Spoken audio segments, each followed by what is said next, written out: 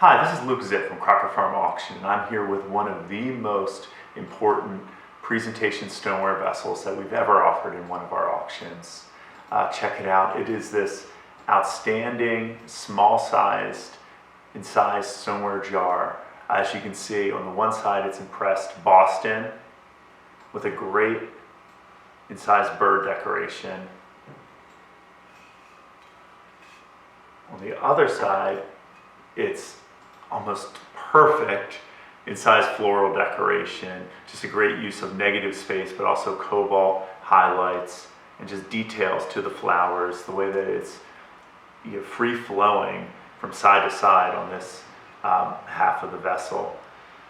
Then, as I said, it's a presentation piece.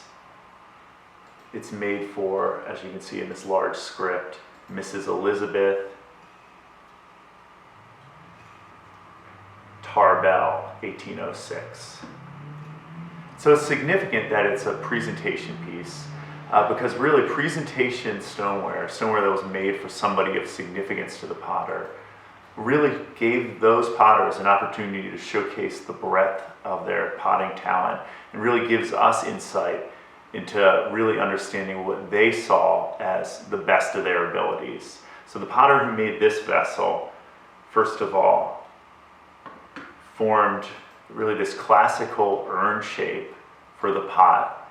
And I love doing these videos because I think pictures don't do it justice. It's really just perfect in scale, perfect in shape. Urn shape with these really delicate loop handles on either side. And then he incised it, one side with the bird, the other side with flowers, and then just perfect script rendered her name, Mrs. Elizabeth Tarbell, and then dated 1806. From the mark on the front, we can understand that it was made at the merchant-owned shop of Frederick Carpenter in Charlestown, Massachusetts, actually neighboring Boston. But this piece really has a rich family history that lends to a more complex story. So Elizabeth Cook Tarbell was the owner of this pot, and it descended directly in her family to famed dealer Bill Samaha in the 1970s, who then sold it to the collector who's consigning it to our auction. And so it's really only been in one owner since the original family. And Elizabeth Cook Tarbell's family really passed down some family history. And then from our research, we know some that can corroborate it. First of all, Elizabeth was married to Jonathan Tarbell, a Revolutionary War hero, who was actually first cousins with Jonathan Tarbell,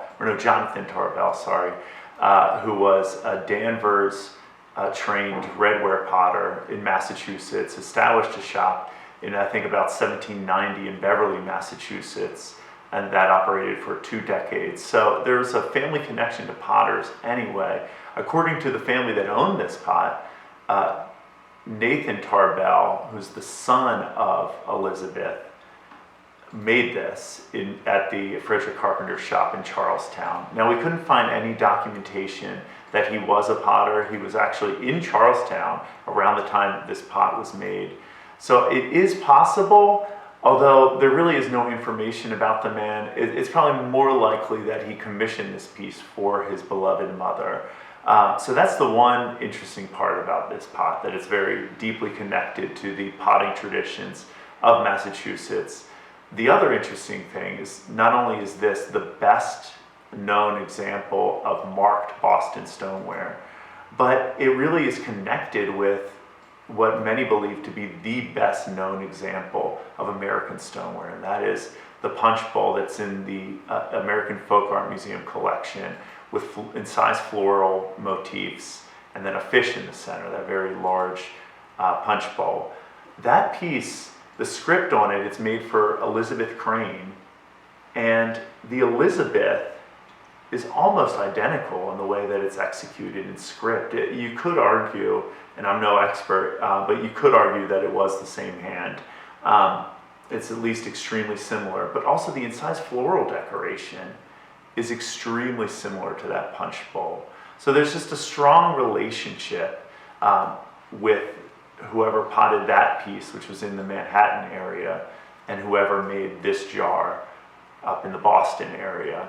It's really the type of piece that, quite honestly, only lives in museums these days. Very few examples of this quality of American stoneware survive in private collections. It's a very rare opportunity to own this type of just cornerstone piece of American stoneware that shows the best of stoneware at a very significant potting school.